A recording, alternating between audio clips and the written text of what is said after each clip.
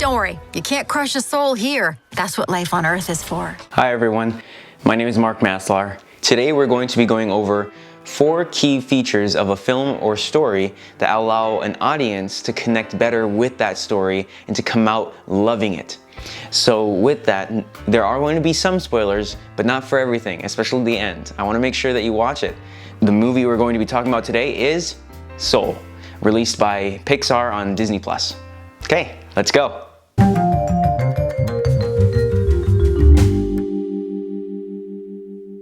You want to be able to understand the development of a character and how you make a character desirable or someone that you can connect with as an audience to your character. This is usually done by doing a list of different things, but the best things that you can do are illustrated in this movie. You see, 1, Joe Gardner being kind and patient. People have a tendency to draw towards kindness, patience. You know, think of Aladdin when he just steals some bread, but he gives it to children. And that's an amazing way to look at how character and connection to that comes with kindness. Next, you want someone who's really good at something. Usually characters are often more attractive to an audience member if they're really good at something. It doesn't have to be everything, but something they're really good at. And then the next thing is struggle. Everyone has struggle, and we all have this empathetic nature as people to understand and connect to people who are also struggling with us. So when you have a character who you see struggle or is trying to obtain a goal, and they're kind or good at something, you want to see them succeed. And that's what builds a great and attractive character for an audience. Next, we want to talk about 2 different dynamics when it comes to characters and plot.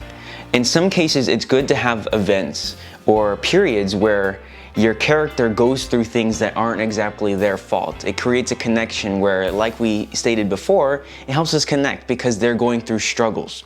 But if a character remains passive, it's hard to connect with their goal because we cannot see them struggle. We don't see them really overcoming anything. So we can't root for them. We can't really be their friend. And so that's why you need to have some type of activity where the character becomes active and pursues that goal that they want. And this want is the motivation for their whole entire story. The story is based on them having a goal, having struggles in order to get to that goal, and then somehow obtaining that goal, or maybe coming full circle and finding that the want isn't what they really needed. The want is what will get them into the conflict. What they overcome in the story is what will provide them their need, and that's what provides the change. This is perfectly illustrated in the story throughout the entire arc as we go with Joe, and from that first phone call where he gets to meet his old student and gets the gig, we know that he wants this gig, and so we hear and watch him pursuing the gig, getting ready for the gig.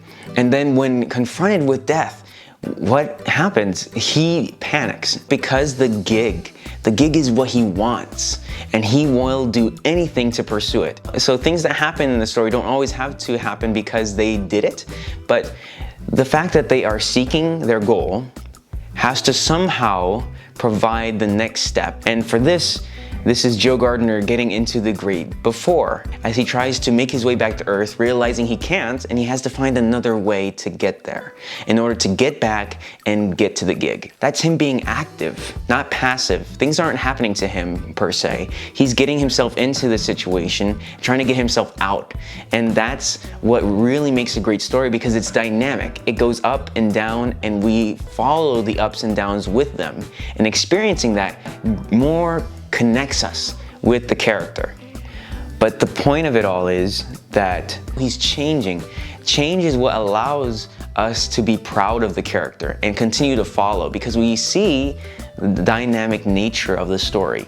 And that's what naturally gravitates the human mind towards story, is a dynamic roller coaster of emotion that leads towards something better. Not just the want, but the need. Because we see at times that he gets selfish. He's always thinking about this gig. But that doesn't make him a bad person. And really, the story is simply the catalyst for him becoming a better person. So that by the end of the story, we are able to see him enjoy life even more because of this experience. And that is what makes this story so great. Hi everyone, my name is Mark Maslar, and for the past year I've been using this channel to put up a few things that I've been doing in videography, and even more recently I've been working on tutorials for writing. But what I've been really wanting to move this channel towards is film commentary and helping people who are writing theater or film, or people who are getting into acting, film, production. And it's something that I've always wanted to help people understand and get into. I hope you guys enjoyed this analysis and the tips and tricks that will help you create a story just like Soul someday. And I hope to see it. Reach out to me in the comments if there's anything that you'd like to learn about film or scripting or acting, directing. I know my current experience in short films can be something to help other students who are out there trying to get their start. And with that, like the video, subscribe for more.